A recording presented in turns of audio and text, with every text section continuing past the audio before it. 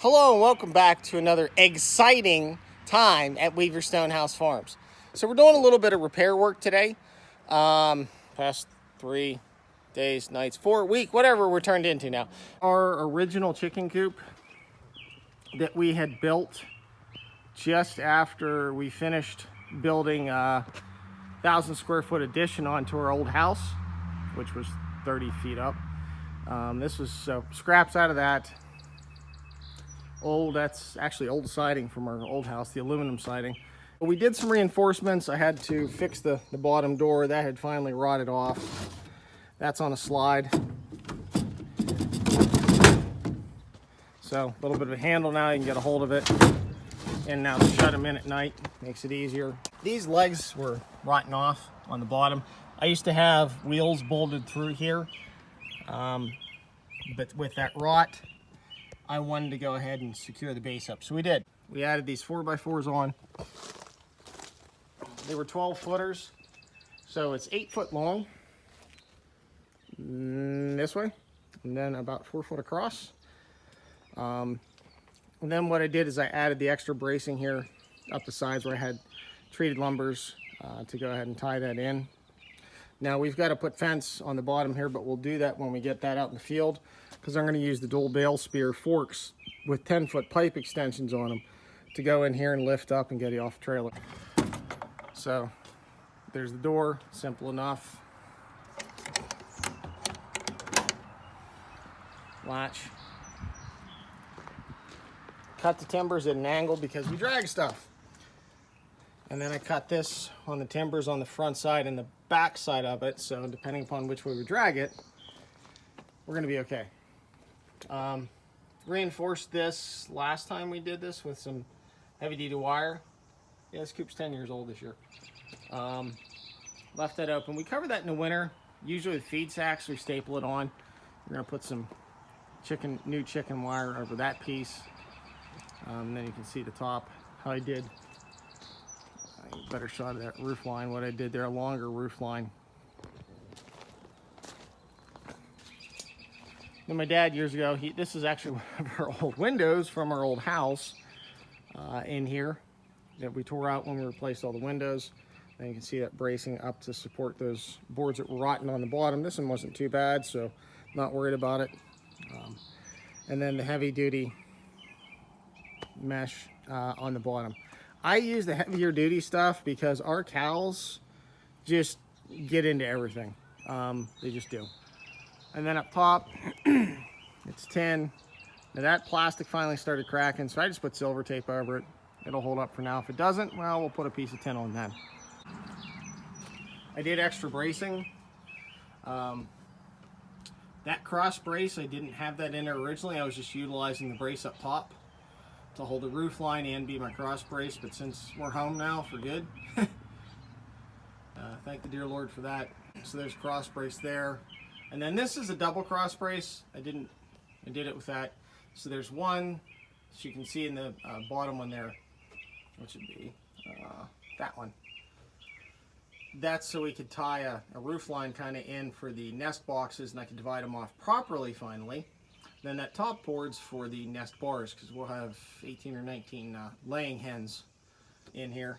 And that bottom, it's an open mesh. The 2x4s, the short ones, one of my guys that I'd work with, they throw 2x4s out. Because they have an excess of like these 3-foot 2x4s. So I use them for everything. And then like this piece of plywood, that was from a shipping pallet from one of my guys. So this is a tractor pin.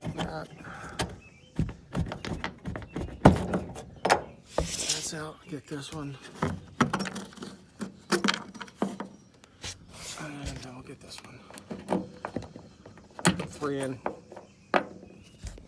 And I put that reinforcement there for the hinges to screw into, so it's something substantial. These are heavier duty hinge than what we needed, but it's what I had laying around in the basement left over from whatever. And then screwed that fast to that 2x4. And then you can see on that plywood, these are 12 by 12, so approximately 12 by 12. Some of them are a little bit bigger. That's a little bit bigger. but it's just the way it worked out. And then built this out finally so it's supported. So that's anchored in to that 2x4 that I anchored in on the wall. So therefore I have an anchor out here to support across. And then there's obviously then the anchoring ability supporting down to the base here, tied back in, which was good. This I just filled in with scraps, whatever I could down the side. I stuck a new board in here because I didn't have the old one out as far, squared it up. Then underneath to just a single 2x4, and then I use scraps for the hinge to screw into. And then that's old vented soffit from the section of the old house we ripped apart. And then 1x tacked up there to help hold things together.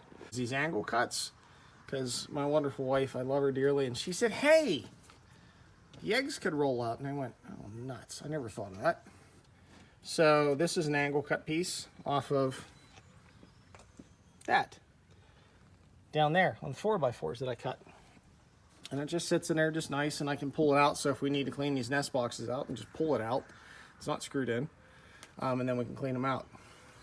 Roof line, it's on a 1x actually up top, a 1x6. And then the rain gutter, we added that when we got home. And the rain gutter right there, we stick a bucket there and the cows drink out of it, the sheep drink out of it. And then we have water to go ahead and fill the water bucket for the chickens themselves. Here, this is old scrap lumber from a distant family member that tore a porch down years ago that we hauled home. So it's 2x6s, it's overkill. The wire's obviously pretty darn big, pretty heavy duty, but it keeps everything out. I don't have to worry about it. We ended up snapping this on the bottom, which is why I brought that in for repairs. So we got that now anchored and screwed in. And then I screwed these boards in. Because see, this scrap lumber, weirdly enough, I love my uncle to death. Great neighbor, great uncle. He had from some part of his life plywood, treated outdoor plywood. So there's these chunks of treated outdoor plywood. I have a pile of these things. So used them to support it. I have a drag hook on the bottom here if I need it, but I typically just put a toe strap on it. And then this board needed repaired. Ended up putting that in, put an angle on it to go ahead and support. Yeah, lift it with the dual barrel spear on the tractor, which works out nice. This is 12 foot. It's like 12x5. So it's a really big run. Gives them plenty of room. And then all we do with it is we just go ahead and shove.